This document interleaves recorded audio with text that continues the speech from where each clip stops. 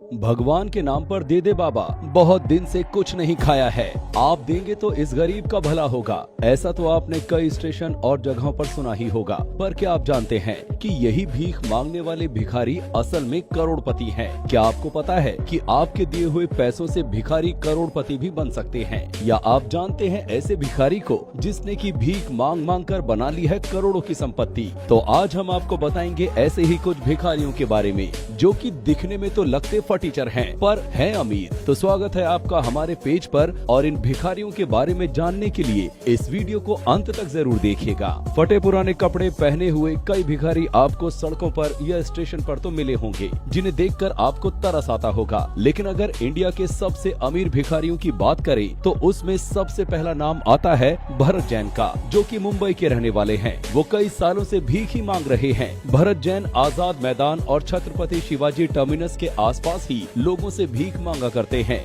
आपको ये बात जानकर हैरानी होगी कि लगभग 8-9 घंटे तक लोगों से भीख मांगने के बाद उनकी जेब में एक दिन के 2 से 2,500 रुपए तक बच जाते हैं। और दोस्तों, हम आपको ये बताते चले कि भरत जैन के पास सिर्फ भीख मांगकर इतने रुपए इकट्ठे हो गए हैं कि जिससे उनके पास 80 लाख रुपए के 2 घर हैं, 1 बेडरूम फ्लैट है। और जिस आम इंसान को महीनों लग जाते हैं इतने रुपए कमाने के लिए, वो भरत जैन सिर्फ 1 महीने में ही कमा लेते हैं, वो भी सिर्फ भीख मांगकर। वो हर महीने 75,000 तक आराम से कमा लेते हैं। जिसे समझा भिखारी, वो तो निकला झूठ बोलने में खिलाड़ी। तो दोस्तों, आपकी इस पर क्या राय है, हमें कमेंट करके जरूर बताइएगा। दूसरे नंबर पर हम बात करते हैं भिखारी पप्पू की। ये जनाब पटना से आते हैं। कई स्टेशन पर भीख मांग मांग कर ये अपना काम चला रहे हैं। कई लोगों को ये यहाँ तक बोल देते हैं कि साहब खाने के लिए पैसे नहीं है, 2 दिन से कुछ नहीं खाया। लेकिन अगर इनकी इनकम की बात करें तो ये आराम से 5 स्टार होटल में जाकर खा सकते हैं। इनका बैंक बैलेंस 1 करोड़ से भी ऊपर है।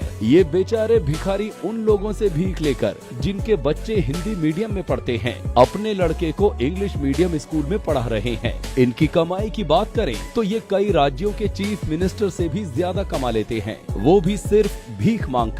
इनके पास एक फ्लैट है जिसमें पप्पू कुमार अपनी पत्नी और 2 बच्चों के साथ रहते हैं। उनके बच्चे 12वीं और BA के छात्र हैं। वहीं अपने दूसरे फ्लैट में एक जूस की दुकान को किराए पर दे रखा है और किराए पर देने से उन्हें 10,000 महीने आराम से मिल जाते हैं। पप्पू कुमार जब भीख मांगने जाते हैं तो सज धज कर करोड़पति होने के बावजूद अपने वही फटे पुराने कपड़े पहन कर जाते हैं। तीसरे नंबर की सबसे अमीर भिखारी की बात करें तो वो है पटना की सरवतिया देवी। देखो भाई, औरतें किसी भी मामले में मर्दों से कम नहीं है, चाहे वो भीख मांगना ही क्यों ना हो। जब आप इनको देखेंगे तो आपको लगेगा कि कितनी बेबस, गरीब और लाचार है, पर दरअसल ऐसा नहीं है। इनको देखें तो इनके पास आज करोड़ों की संपत्ति है जो कि इन्होंने भीख मांगकर कमाई है। ये देश की महिला भिखारियों में टॉप पर हैं। आज सरवतीय देवी हर महीने तकरीबन 35,000 रुपए से भी ऊपर की बीमा किस्त हर साल भरती हैं। और तो और पटना के अशोक सिनेमा घर के पीछे उनका एक आलीशान बंगला है।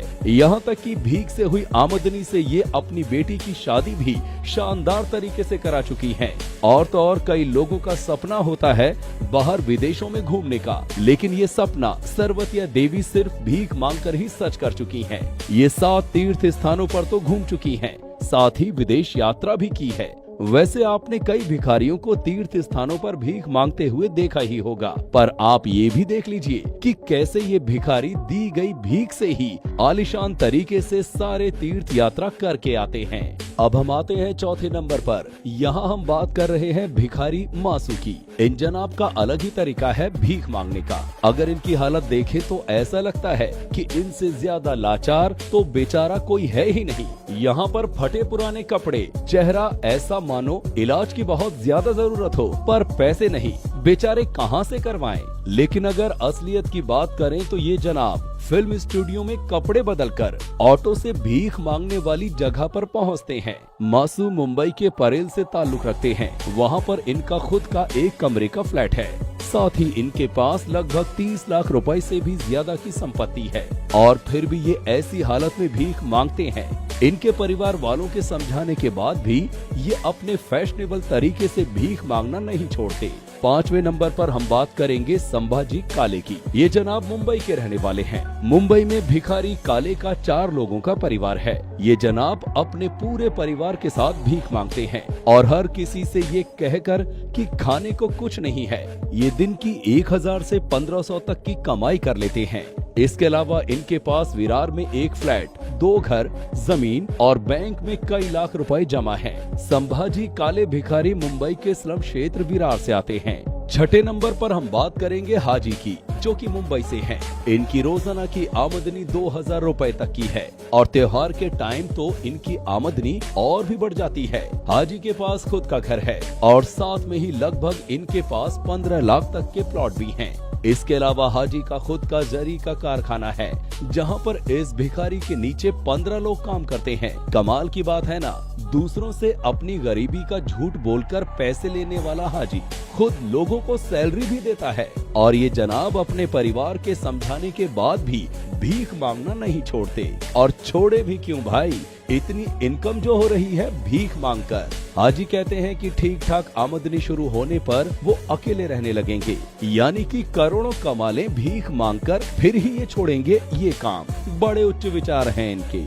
भीख देना ये गलत नहीं है, लोगों की मदद करनी चाहिए, लेकिन जब ये पता चल जाए कि जिस पर हम तरस खाकर अपने कुछ पैसे दे रहे हों, वो ही हमसे झूठ बोलकर हमारे पैसों से करोड़पति बन रहा है, तो बुरा लगता है। आगे से बहुत ज्यादा मदद करने से पहले सोचे कि कहीं आप दानवीर की जगह मूर्ख तो नहीं बन रहे। तो दोस्तों, ये आज की वीडियो। अगर आपको ये वीडियो पसंद आई हो तो लाइक, कमेंट कीजिएगा और शेयर कीजिएगा इस वीडियो को। फॉलो करना ना भूलिएगा हमारे पेज को।